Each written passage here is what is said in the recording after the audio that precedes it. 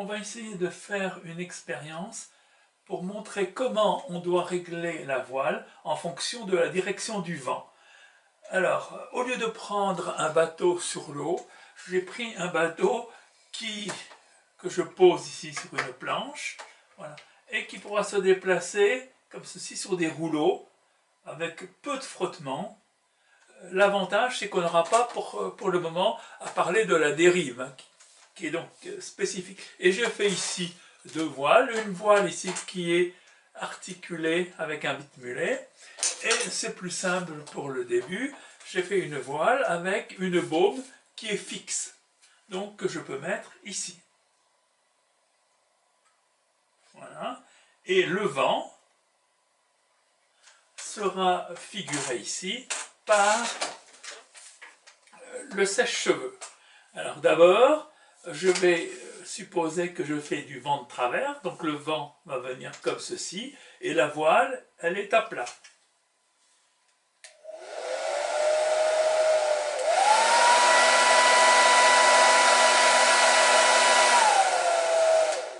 On a vu que le bateau avait une tendance à pencher, mais il n'avançait pas. Je vais maintenant mettre la voile à peu près à 45 degrés.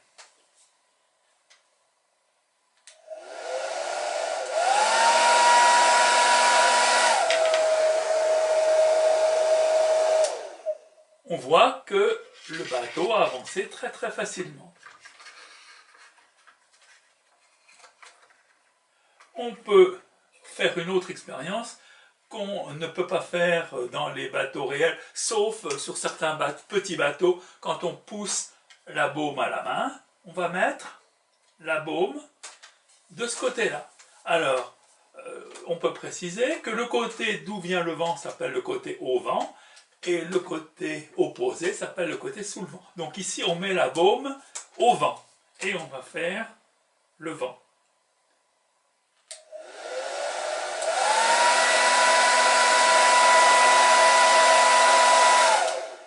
On voit donc que la baume étant au vent, le bateau recule. Quelquefois, on utilise ça avec un dériveur pour quand on est placé dans un endroit, par exemple pour quitter le quai, ça peut arriver de pousser la baume pour reculer. Voilà. Donc, en fait, finalement, qu'est-ce qu'on constate? C'est que quand le vent tape sur la voile, il exerce une force qui est à peu près perpendiculaire à la voile. Donc quand la voile est au vent, comme c'est le cas, la force est donc vers l'arrière. Quand la voile est dans cette position, la force, elle est dans ce sens et ça a tendance uniquement à faire pencher le bateau. Et quand la voile est comme ceci, la force est perpendiculaire à la voile et ça a tendance à faire avancer le bateau. On va maintenant changer de voile et mettre celle-ci.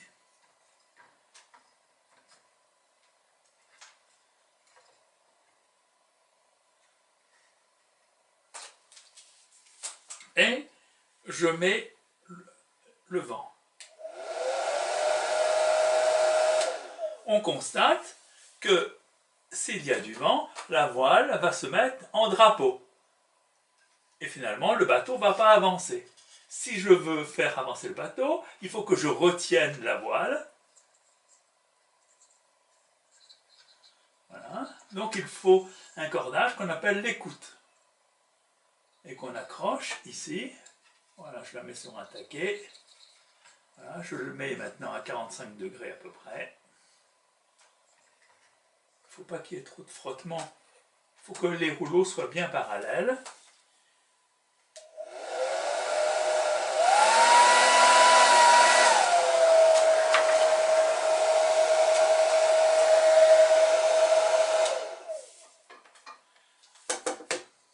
Maintenant, on va essayer autre chose.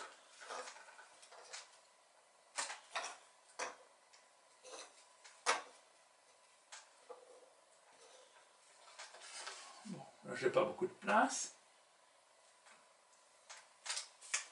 Et Supposons que le vent vienne de devant.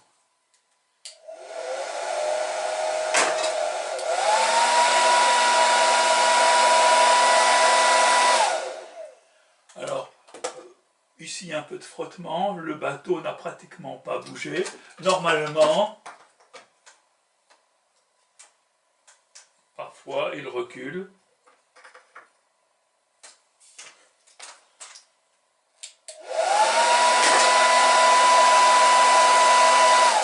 En tout cas, la voile se met en drapeau. Maintenant, on va mettre au vent arrière. Alors je vais mettre un endroit où j'ai plus de place. On va mettre un vent faible.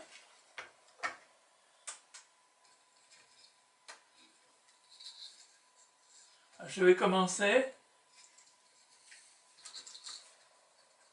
par border la voile à plat. Je vais mettre un vent donc de l'arrière, un vent faible.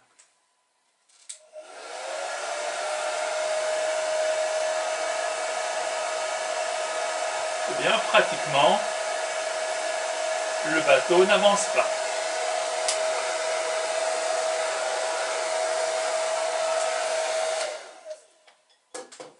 Maintenant, je vais lâcher la voile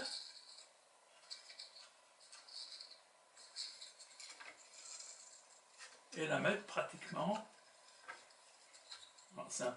Mon écoute est un peu courte.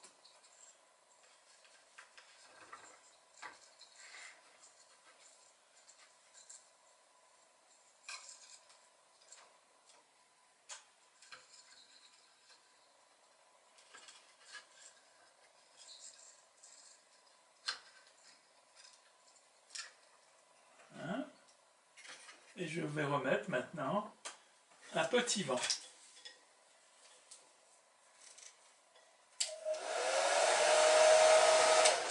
On voit qu'avec un petit vent, eh bien, le bateau avance très facilement. Je vais essayer maintenant une dernière expérience, alors qui ne marche pas toujours. Ça demande une certaine... Il ne faut pas qu'il y ait du tout de frottement.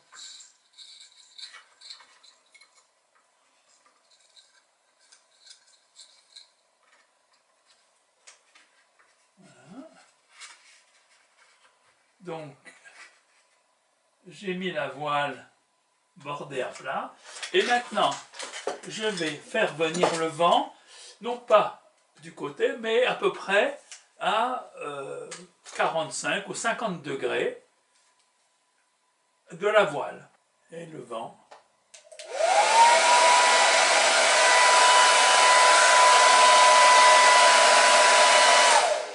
On voit dans ce cas que bien que le vent vienne de l'avant, eh bien, le bateau avance comme ceci. En revanche, on a vu que si le vent vient complètement de face, évidemment, c'est impossible d'avancer. En résumé, si le vent vient de face comme ceci, c'est impossible d'avancer. La voile, on dit faseille, et puis le bateau va plus ou moins reculer. Quand le vent vient de l'avant sur le côté, la voile est bien bordée, voilà, ça va appuyer comme ceci sur la voile, et il y aura une légère force vers l'avant. Évidemment, ce n'est pas la vitesse la plus rapide. Quand le vent vient de côté, on met à peu près la voile comme ceci, à 45 degrés.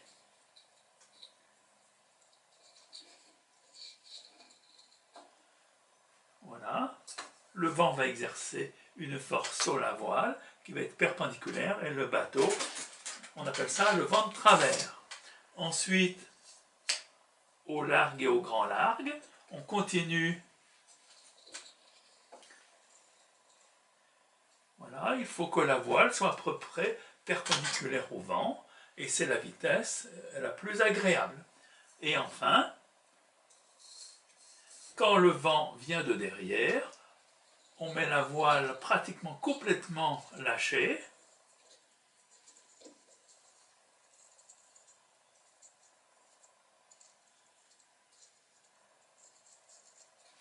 Voilà. pratiquement perpendiculaire ici. Alors le bateau va à peu près à la vitesse du vent.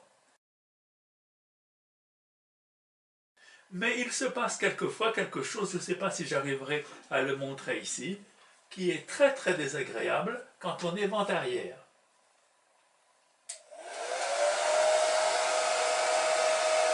Voilà, le bateau, voilà. Si on change légèrement de direction,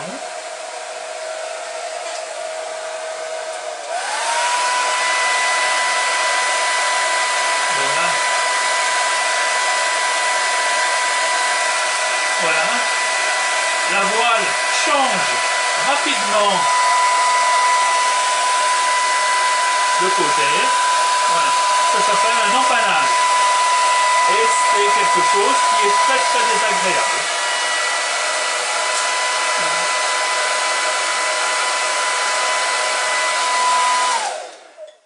C'est pour ça qu'en général, les marins n'aiment pas tellement naviguer vent arrière. En général, ils préfèrent aller au grand largue, c'est-à-dire comme ceci. Les bateaux d'ailleurs vont en général plus vite au grand largue qu'au vent arrière.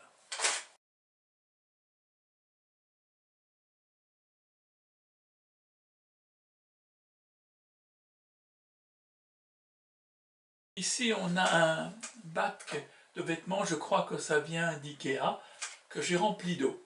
J'ai fait un petit bateau en polystyrène ultra simple, un peu comme les petits catboats en polystyrène extrudé, et j'ai mis une voile. Je le pose ici.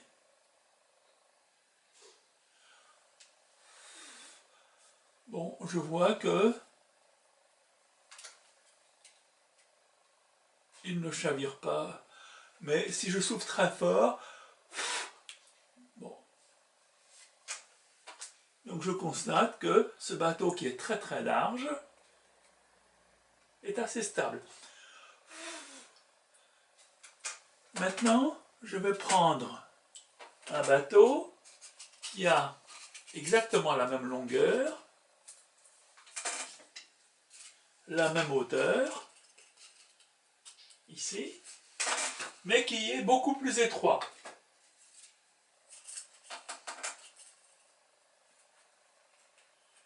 Voilà, je mets la voile.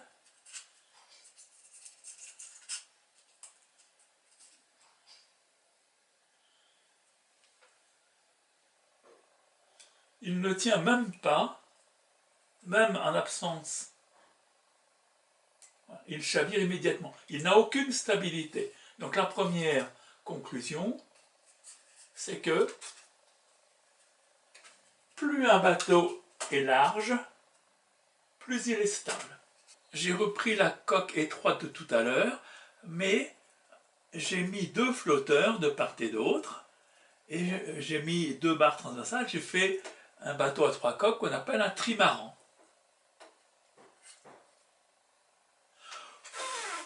Et je vois maintenant qu'il est devenu pratiquement inchavirable.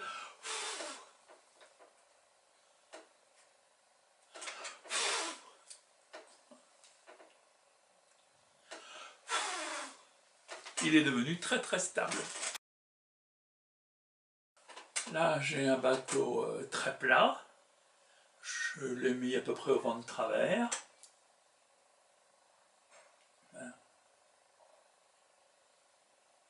Et je vais souffler. On voit qu'au lieu d'avancer comme le chariot qu'on avait fait sur les roues, eh bien, il glisse sur le côté. On dit qu'il dérive.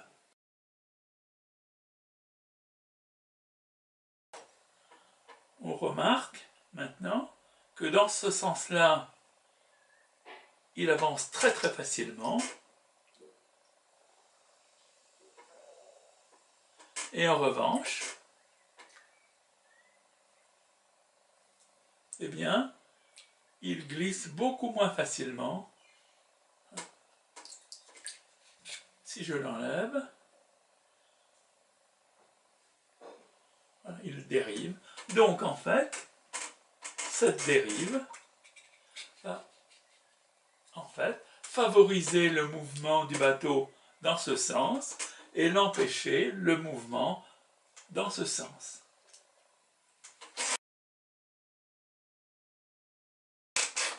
J'ai repris un modèle de bateau étroit. On se souvient que dès qu'on mettait le mât, il chavirait. Mais alors cette fois-ci, j'ai mis une dérive et en plus, j'ai mis un plomb au-dessous qu'on appelle un lest. Et maintenant,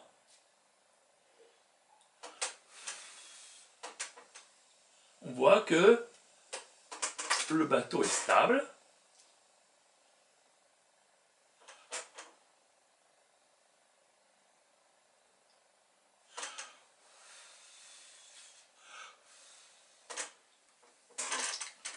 Si le lest était moins profond, voilà, on va le mettre le même lest, mais cette fois-ci, la quille beaucoup plus courte.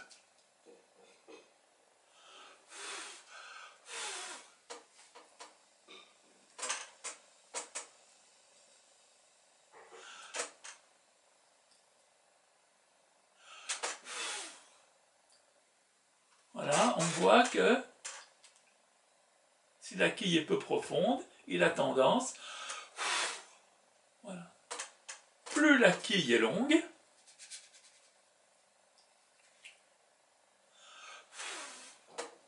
en fait, plus le bateau va être stable.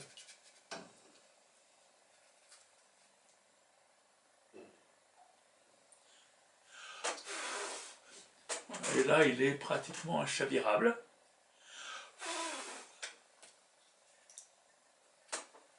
Donc, les bateaux, par exemple, qui font le Vendée Globe, ont une quille qui est lourde et qui est très très profonde. On va voir maintenant l'action du gouvernail. Donc, j'ai mis ici une voile carrée, on verra plus tard pourquoi, et j'ai fait ici un petit gouvernail. Alors, sur un bateau, ce côté-là, le côté gauche c'est bâbord et le côté droit c'est tribord. Premièrement, je vais mettre la barre ici sur bâbord, c'est-à-dire que le gouvernail se trouve sur tribord. Et je vais souffler bien au milieu.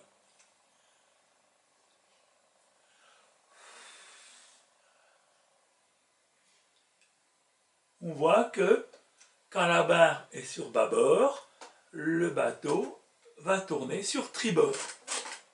Maintenant, je fais le contraire. Je mets la barre sur tribord.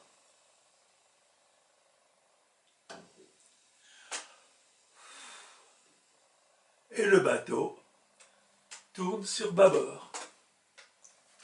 Évidemment, je prends un bateau avec une dérive que je vais placer à peu près au milieu et je vais faire du vent de travers. Je vais souffler dans la voile.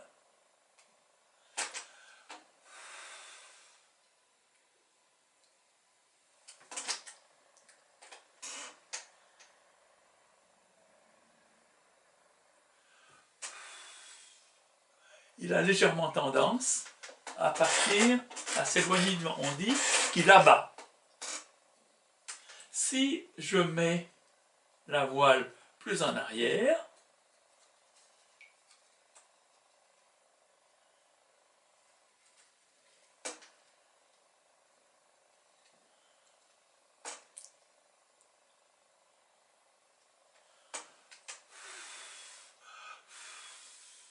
on voit qu'il va dans l'autre direction. Quand voilà, le vent vient d'ici, quand il se rapproche du vent, on dit que le bateau est ardent. Quand le bateau s'éloigne du vent, on dit que le bateau est mou. Alors, on a vu que quand je recule la voile, le bateau devient plus ardent.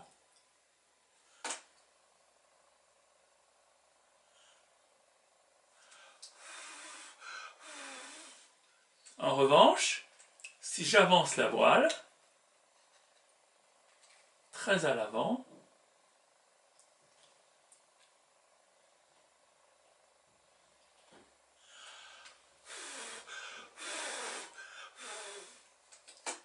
on voit que le bateau devient mou.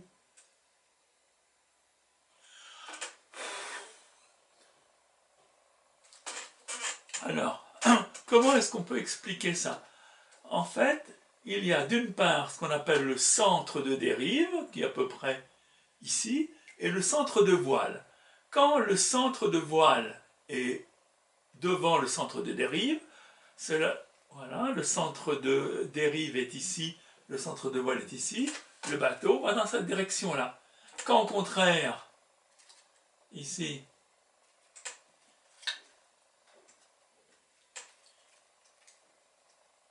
on recule le centre de voile, et bien à ce moment-là, ça pousse ici. Je recule ici le centre de dérive. Le centre de dérive va être par ici, et le centre de voile est par ici. Donc le bateau, normalement, il devrait partir dans ce sens.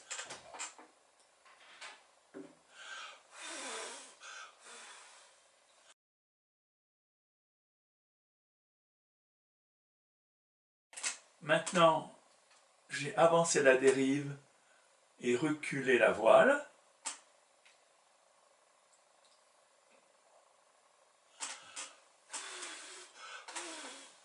On voit que le bateau devient très très ardent.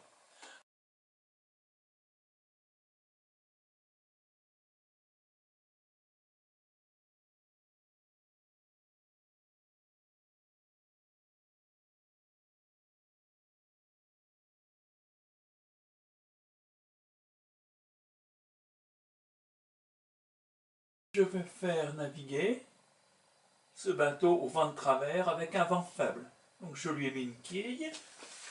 Donc je vais faire un vent faible.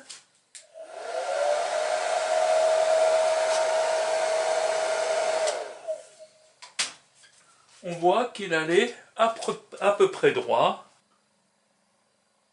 Si je souffle d'un seul coup beaucoup plus fort, on voit que le bateau se met à lofer. Le vent vient comme ça et il se met vent debout. Ça, c'est un phénomène qui est absolument général. Au vent arrière, voilà. Voilà, je vais souffler assez fort. Bon, la bombe ne se met pas très bien.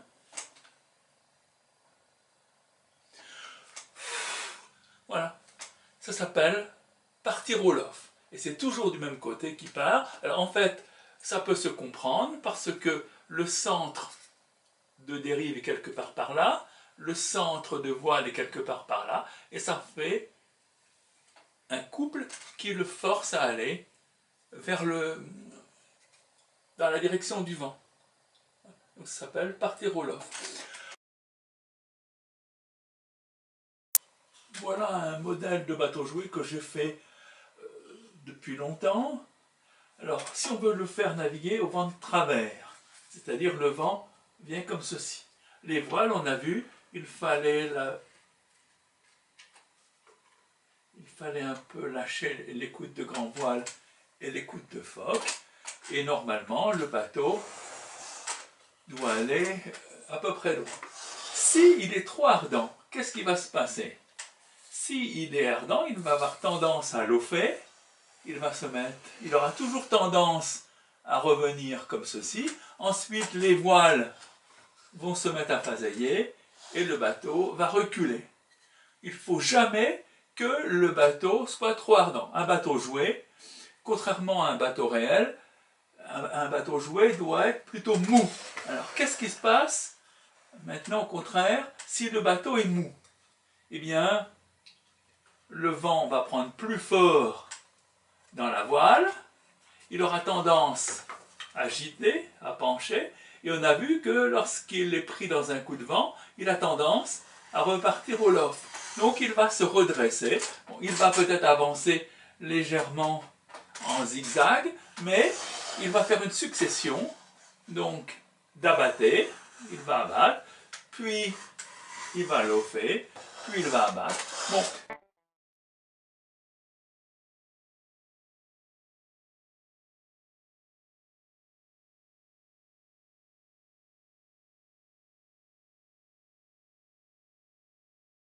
Ici, on a une quille qui est très très grande, ici.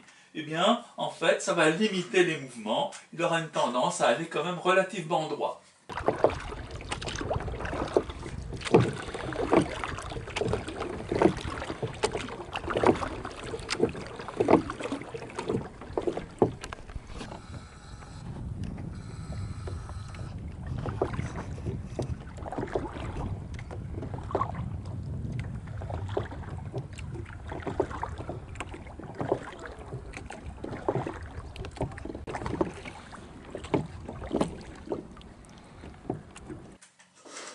Qu'est-ce qu'il faut faire si le bateau est trop ardent? Donc ça, le bateau sera inutilisable, hein, le bateau jouet. Contrairement à un vrai bateau, on pourra toujours jouer sur le gouvernail. S'il est trop ardent, on a vu que ça veut dire que la voile est trop en arrière. Donc ici, sur ce modèle-là, on pouvait déplacer éventuellement le mât plus en avant. On peut aussi déplacer le centre de voilure vers l'avant et on peut mettre un foc beaucoup plus grand. On peut même faire un bout dehors beaucoup plus grand. Donc en général, les bateaux jouets fonctionnent bien s'ils ont un bout dehors avec un grand foc. Donc pratiquement tous les modèles que je fais, comme les bateaux du Luxembourg par exemple, ont un bout dehors et un grand foc. Là, j'ai un canot de Chausey. Normalement, sur les modèles réels, le foc est plus petit. Là encore, j'ai mis un grand foc pour que le bateau soit mou. S'il a un petit foc, il aura tendance à se mettre toujours vent debout. Alors, normalement, sur les bateaux réels, ont éventuellement un peu de lest à l'intérieur. Mais pour un bateau jouet, si je le garde comme ceci, il peut naviguer, je le montrerai tout à l'heure, mais dès qu'il y aura un coup de vent, il va chavirer. Donc, j'ai prévu ici une quille que je vais installer. Voilà la quille que j'ai faite, qui est la même que pour les petits canots de barfleur. Donc j'ai ici une cornière, ici avec une fente et un trou pour une vis. Donc le principe est très simple. J'enfonce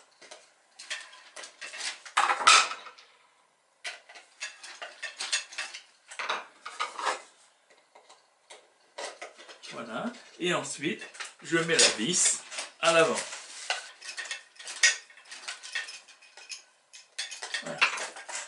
Donc voilà la quille installée, et comme ça le bateau navigue très bien. Alors toujours pareil, pour naviguer au vent de travers, on lâche l'écoute, et puis on laisse un peu aussi l'écoute de phoque, pour que le phoque se gonfle bien. Voilà. Alors si par hasard, il a quand même tendance à lofer, on peut toujours lâcher un peu de l'écoute de grand voile. Voilà, donc il y aura moins de vent ici, l'arrière de la voile va phaseiller, et normalement, ça devrait suffire pour le rendre équilibré. On peut quand même faire naviguer le canot de Chausey ici sans la dérive et sans la quille, en mettant ici un plomb. J'ai mis à l'intérieur un plomb de 120 grammes. Alors on voit qu'il ne va pas être très stable. Voilà. Il aura tendance assez facilement à se coucher. Mais le bateau peut naviguer, un enfant peut s'amuser quand même. Si en revanche je ne mets aucun lest, il va être très instable. Alors on voit qu'il aura tendance très rapidement à chavirer. Donc il faut un minimum de lest. Voilà. Pour qu'il ait une certaine... Il faut évidemment placer le lest bien au milieu.